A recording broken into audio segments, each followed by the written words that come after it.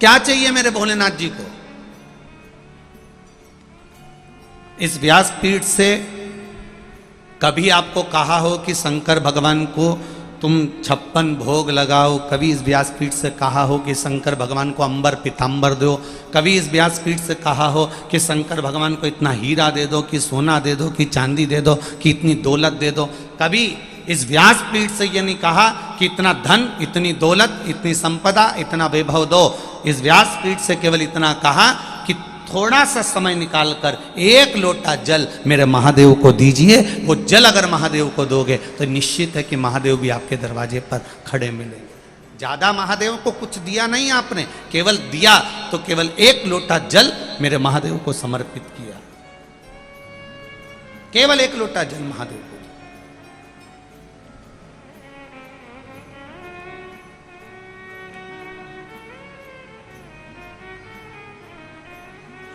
क्या मांगा मेरे महादेव ने? कुछ नहीं।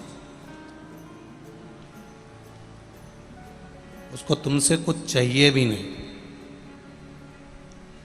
और इतने चतुर हो आप, 1 लोटा जल महादेव को देते हो और 1 लोटे से ज्यादा तो तुम मांग कर ले आते हो। केवल 1 लोटा देकर आते हो और उसमें से भी तुम ना जाने कितना कितना मांग कर, बाबा ऐसा कर देना, बाबा वैसा कर देना, बाबा ऐसा कर देना। तो भी कई लोग तो हमसे भी कहते हैं कि हमारे उस मार्ग में तो लोग कहते हैं कि भगवान से कुछ मांगना नहीं चाहिए।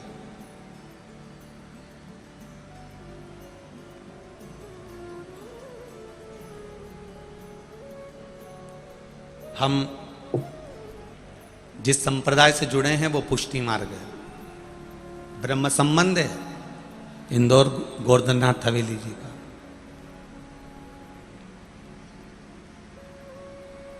हमारे पुष्टि मार्ग में यहां तक कहा जाता है कि ठाकुर जी से कुछ नहीं मांगना, ठाकुर जी को देना पर मांगना नहीं। पर शिव महापुराण की कथा कहती है कि भगवान जिसको आप पूज रहे हो, जिसका आप भजन कर रहे हो, जिसका आप स्मरण कर रहे हो, जिसका आप कीर्तन कर रहे हो, जिसका आप मंत्र जाप कर रहे हो, शिव महापुराण थोड़ी सी विपरीतता कहती है कि उसके पास जाओ तो अपने दिल की बात कहो।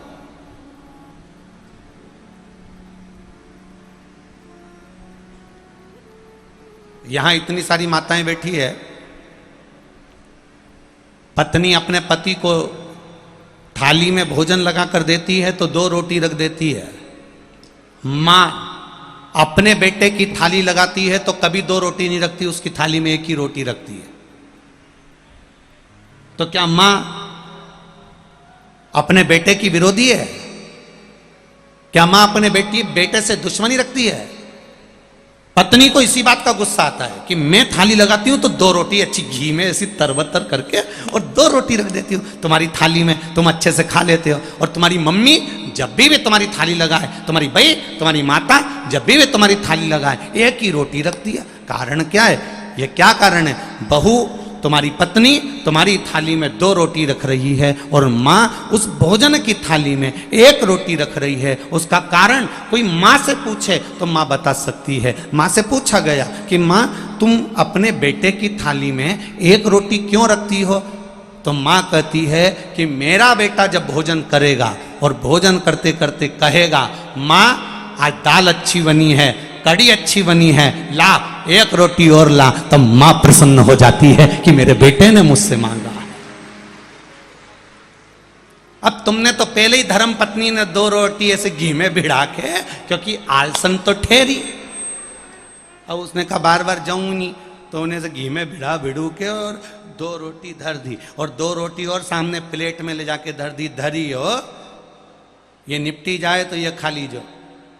अब 2 इधर रखी, 2 इधर रखी, भले वो सूख रही हो, पापड़ हो रही हो, कड़ली हो रही हो, उसे कोई मतलब नहीं। अब वो तो बढ़िया रोटी वोटी जिमा के, क्योंकि उसको भी जल्दी हो रही थी कि जल्दी खाएं तो मैं भी निपटाऊं, वो भी। पर मां मां होती है। 1 रोटी मां ने बनाकर थाली में दी, इंतजार करती है बहुत धीरे धीरे रोटी बनाती है माँ, बहुत धीरे, बनाने को गैस पे जल्दी बन जाए पर बनाएगी नहीं, बहुत धीरे से आवाज लगाएगा छोरा, मम्मी माँ भाई ला जरा एक रोटी और ला, आज तो बेसन क्या जोरदार बने आया, आज तो कड्डी क्या जोरदार बनी है, ला एक रोटी और ला। फिर माँ एक रोटी देगी, एक रोटी माँ ने दी, इसके बाद खाता खाता फिर माँ ने कहा बेसन अच्छा बना छोरा, हाँ ले और दे दो, उन्हें जान करके बेसन 2 चम्मच डाला कि फिर वापिस एक रोटी मांगेगा, बेसन की मात्रा बढ़ा दी, दाल की मात्रा बढ़ा दी, कड़ी की मात्रा बढ़ा दी, 2 चम्मच डाल दिया।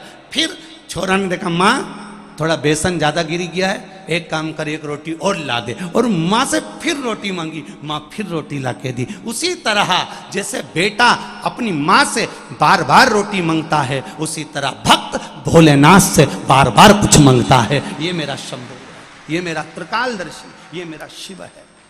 भक्त भगवान से एक लोटा जल चढ़ाता है और कहता है मेरी बहू के संतान ने, बाबा कहे पशुपति व्रत कर लिया, ये कर लिया, वो स्मरण करता रहा, अब संतान भी हो गई, फिर क्या मेरे छोरा की नौकरी नहीं। ये सुख और दुख, ये 2 पहलू हमारे जीवन में चलते रहते हैं, ये जब तक नहीं होंगे तब तक सुख का अनुभव नहीं होगा।